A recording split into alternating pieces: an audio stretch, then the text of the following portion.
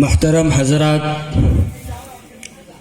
ہم جب بھی ہم کلام ہوتے ہیں تو راہ کے پتھر بھی غلام ہوتے ہیں۔ تہذیب ایمان نے سکھایا ہے ہمیں کہ کہ کچھ کہنے سے پہلے سلام کرتے ہیں، السلام علیکم ورحمۃ اللہ وبرکاتہ۔ نحمده ونصلي على رسوله الكريم، أما بعد فأعوذ بالله من الشيطان الرجيم، بسم الله الرحمن الرحيم۔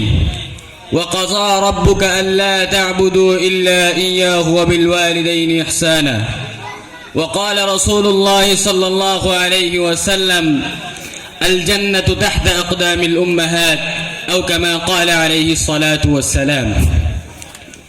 محترم صدر جلسہ، حضرت علماء اعظام اور سامعین ذی احتشام، آج میں آپ حضرات کے سامنے والدین کا مقام اور موجودہ حالات کے عنوان پر لفظ کشائی کی جسارت کر رہا ہوں۔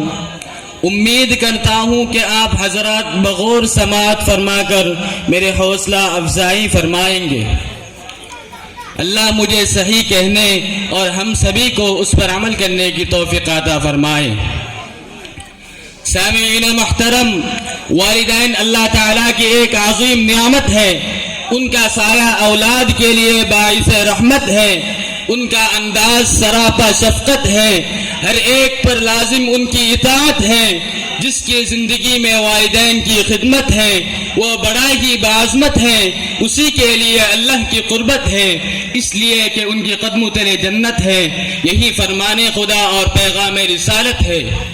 حاضرین اعظام، والدین کا مقام و مرتبہ اتنا بلند ہے کہ اللہ جل جلالہ نے بہت سارے مقامات پر اپنے حق کے ساتھ والدین کے حق کو بیان فرمایا۔ چنانچہ کبھی تو فرمایا وَقَضَى رَبُّكَ أَلَّا تَعْبُدُوا إِلَّا إِيَّاهُ وَبِالْوَالِدَيْنِ إِحْسَانًا إِمَّا يَبْلُغَنَّ عِندَكَ الْكِبَرَ أَحَدُهُمَا أَوْ كِلَاهُمَا فَلَا تَقُل لَّهُمَا أُفٍّ وَلَا تَنْهَرْهُمَا وَقُل لَّهُمَا قَوْلًا كَرِيمًا واخفض لهما جناح الذل من الرحمة وقل رب ارحمهما كما ربياني صغيرا۔ یعنی اللہ کے علاوہ کسی کی عبادت نہ کرو اور والدین کے ساتھ حسن سلوک کرو۔ ان میں سے ایک یا دونوں بوڑھے ہو جائیں تو ان کو اف تک بھی نہ کہو اور ان کو مت جھڑکو، ان کے ساتھ نرم اور اچھی گفتگو کرو، ان کے سامنے نرمی اور محبت کے بازو جھکا دو، ان کے لیے دعا کرو کہ اے اللہ ان پر اپنی رحمت نازل فرما، جیسا کہ انہوں نے بچپن میں مجھے پیار سے پالا ہے۔ تو پتہ چلا کہ اللہ نے اپنے حق کے فوری بعد والدین کے حق کو بیان فرمایا۔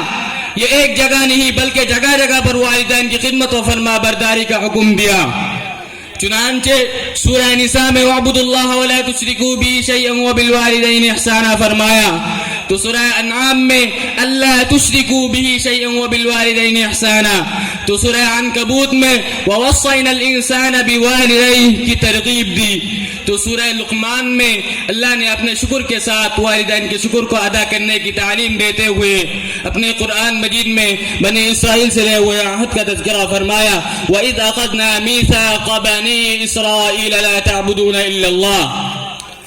حاضرین اعظام، والدین کا مقام و مرتبہ بہت بلند ہے، یہی وجہ ہے کہ ان کی خدمت و فرما برداری کی بار بار تعلیم دی گئی، ان سے اچھی گفتگو کرنے اور ان کے لیے دعا کرنے کا طریقہ سکھایا گیا، اور نبی رحمت حضرت محمد رسول مقبول صلی اللہ علیہ وسلم نے ان کی اطاعت و خدمت کو حصول جنت کا ذریعہ بتلایا۔ تو دوسری جگہ پر ان کی نافرمانی و ناقدری کو سبب جہنم قرار دیا، اور ایک جگہ پر ماں کے قدموں کے نیچے جنت ہونے کی بشارت دی۔ رضائے الہی کو ان کی رضا پر موقوف کیا، ان کی طرف نگاہ محبت ڈالنے کو بھی مقبول حج کے برابر قرار دیا۔ کیا ہی بہترین ارشاد فرمایا ہمارے آقا شہنشاہ کون و مکان حضرت محمد رسول عربی صلی اللہ علیہ وسلم نے کہ الوالد اوسط من ابواب الجنہ، تو دوسری جگہ پر ارشاد فرمایا کہ الجنت تحت اقدام الامہات، کہ ماں کی قدموں کے نیچے جنت ہے۔ کسی شاعر نے کیا ہی خوب کہا کہ جہاں کے رب نے ماں کو عظمت کمال دی، کہ جہاں کے رب نے ماں کو عظمت کمال دی، ان کی دعا میں آئی مصیبت بھی ٹال دی۔ حدیث پاک میں ماں کی ایسی مثال دی کہ حدیث پاک میں ماں کی ایسی مثال دی کہ جنت اٹھا کے ماں کے قدموں میں ڈال دی۔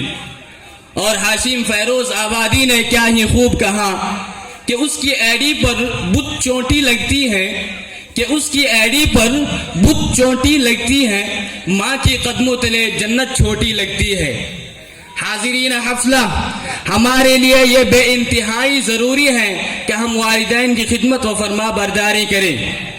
تو ہم سب وعدہ کرتے ہیں کہ ہم والدین کی خدمت و فرما برداری کریں گے انشاءاللہ۔ اللہ تعالی ہم سب کو والدین کی خدمت و فرما برداری کرنے کی توفیق عطا فرمائے۔ وآخر دعوانا الحمدللہ رب العالمین، والسلام علیکم ورحمۃ اللہ وبرکاتہ۔